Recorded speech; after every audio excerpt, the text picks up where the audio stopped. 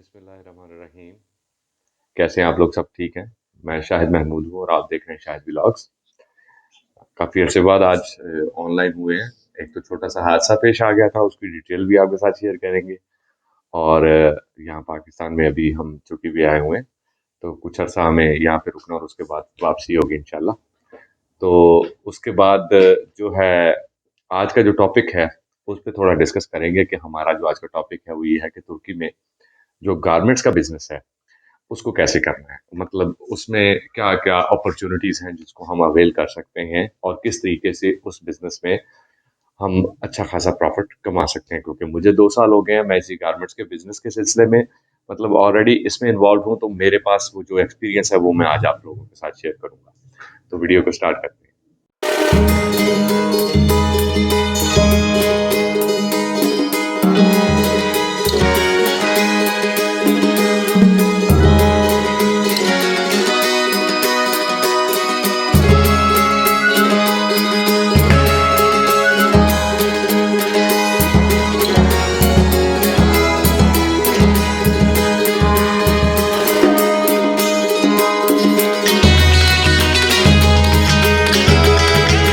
तो मैं और मेरी फैमिली आजकल पाकिस्तान छुट्टियों पे आए हुए हैं। तो हमारी तकरीबन 1.5-2 माह की छुट्टी थी, तो 2-2.5 साल से हम नहीं आए थे। तो काफ़ी लोग आप लोगों में से जो मेरे साथ राब्ते में उनको पता है कि हम पाकिस्तान में हैं।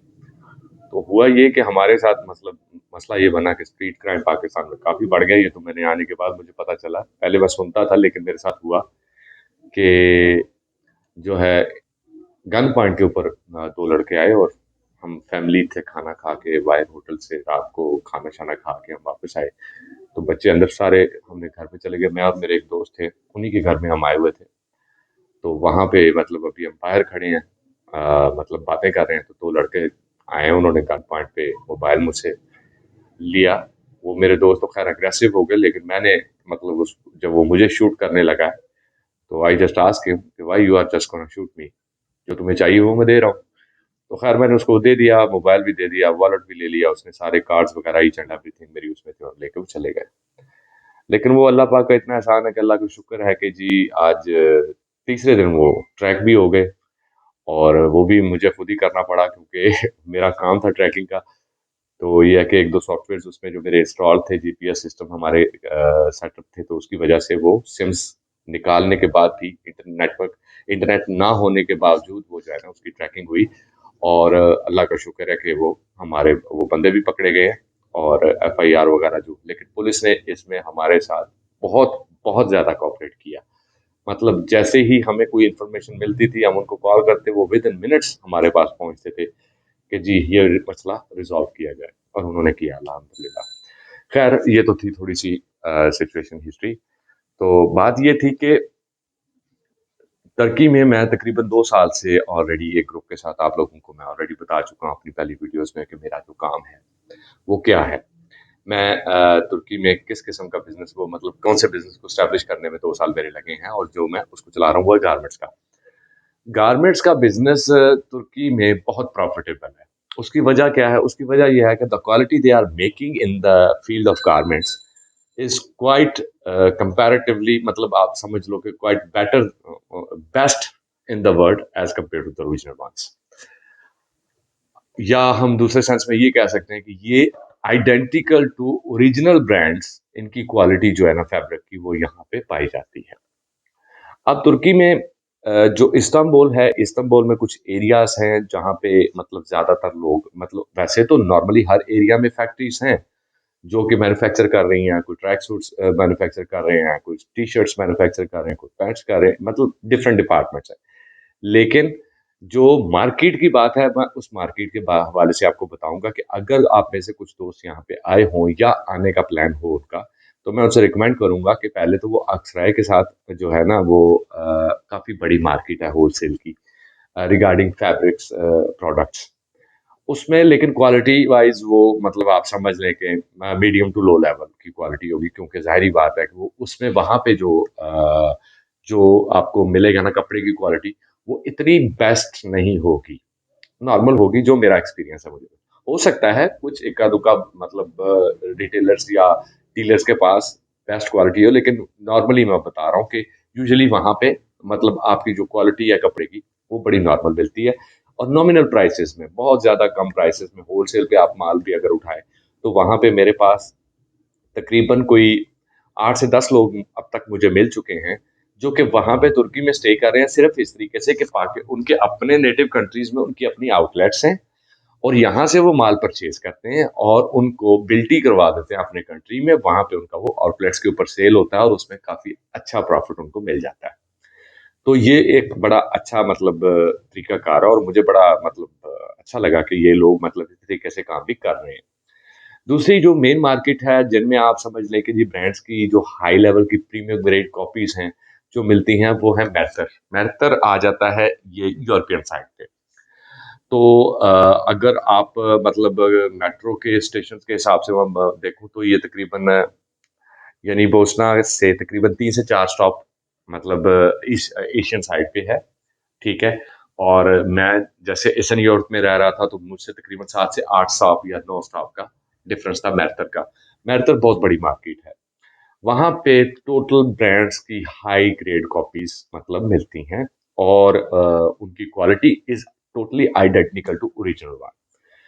अब आप अगर देखते हैं 2 सेटअप्स हो गया। पहला सेटअप तो ये हो गया जी कि अगर आप अपने कंट्री में ही जहाँ पे आप हैं, वहीं पे अपनी आउटलेट ओपन करके माल को वहाँ पे डिलीवर करवा के मँगवाना चाह रहे हैं, तो उसकी फैसिलिटी भी मतलब तुर्की में आपको मिल जाएगी। बहुत अच्छे वेंडर्स बैठे हैं यहाँ पे, जिनको आप ऑनलाइन ऑर्डर करते हैं, उनको पेमेंट करते हैं, वो आपकी बिल्टी भिजवाते हैं और आपको बल्क में माल आपकी जो डेस्टिनेशन जो भी कंट्री होगा, वहाँ तक उसकी अवेलेबिलिटी आपको मिल जाएगी। दूसरा तरीकाकार ये है कि कुछ लोग ये कहते हैं जी नहीं जी हमने मतलब अपने नेटिव कंट्री में ये नहीं करना, हमने तुर्की जाके ही पर्सनली वहाँ पे ये अपना सेटअप स्टार्ट करना है। तो आज मैं ना इन दोनों की डिफरेंशिएशन आपको क्लियर करूँगा कि रिगार्डिंग गारमेंट्स के बिज़नेस में स्पेसिफिकली आपको किन-किन चीज़ों का मतलब कितना बजट और कैपिटल आपको मतलब उसकी ज़रूरत पड़ सकती है। पहला ये है कि अगर आप कैपिटल में आप जाते हैं कि अगर कैपिटल में आप मतलब जाएँ कि आप अपना माल जो है वो परचेज़ कर रहे हैं, वो आपको मिल जाता है वहाँ पे।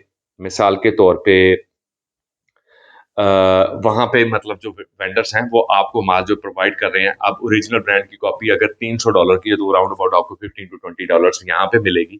तो डेफ़िनेटली आप उसको अपने पास बुलवाते हैं मतलब माल मँगवाते हो तो आपको बिल्टी चार्जेज़ 2 से $4 या $5 पड़ जाएँगे, मतलब पर पीस के हिसाब से मैं बात कर रहा हूँ। तो इससे कम भी हो सकता है, मैं एक एवरेज बता रहा हूँ। अच्छा, अब होगा क्या कि वो जब आपके कंट्री में आपके पास आता है तो आप उसको वहाँ पे एज़ अ ब्रांड सेल करें तो नहीं नाजायज़ बात है, मैं तो नहीं कहूँगा, लेकिन it is totally identical to original one.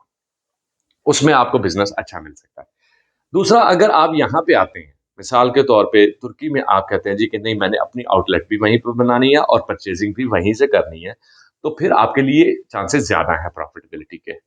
वो ये है कि आप अपने जो डिफरेंट टूरिस्ट एरियाज़ हैं, मिसाल के तौर पे आप बोदरम हो गया, फैथिये हो गया और कैपेडोचिया हो गया, उसके बाद जो मतलब फॉरेन मतलब टूरिस्टिक एरियाज़ हैं जिनमें यूरोपियन और इंग्लिश पीपल ज़्यादा आते हैं क्योंकि उनकी डेफिनेटली उनकी करेंसी जो है वो तुर्की और as compare to our countries उनकी जो करेंसी है वो काफ़ी ज़्यादा मतलब स्टेबलाइज़्ड है और एक्सपेंड बड़ी है।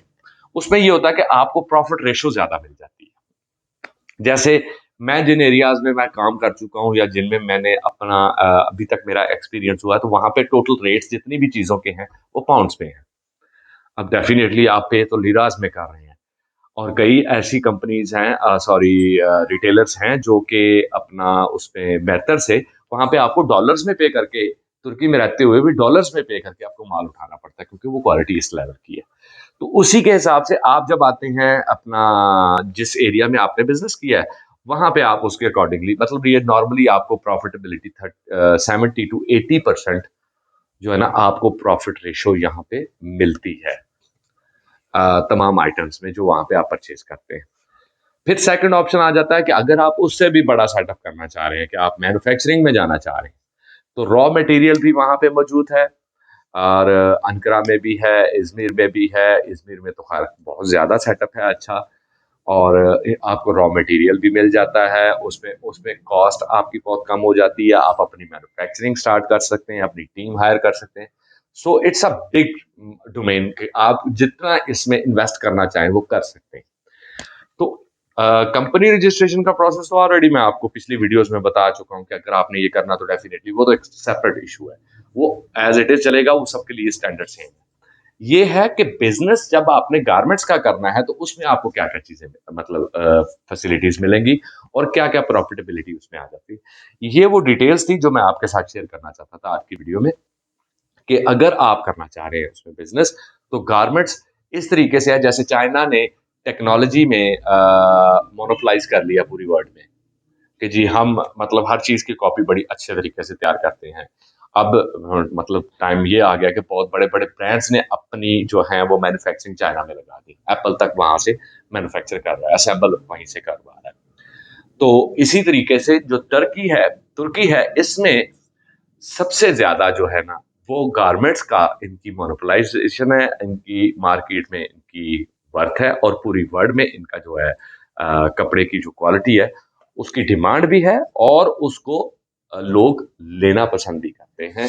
और इसमें आपको बहुत ज्यादा चांसेस है प्रॉफिटेबिलिटी के, 70 to 80% मेरे हिसाब से जो प्रॉफिट रेशो है। अगर 20 to 30% आप एक्सपेंसेस भी निकालें तो 50% श्योर शॉर्ट प्रॉफिट आपको यहाँ पे इस बिजनेस में आपको मिल सकता है।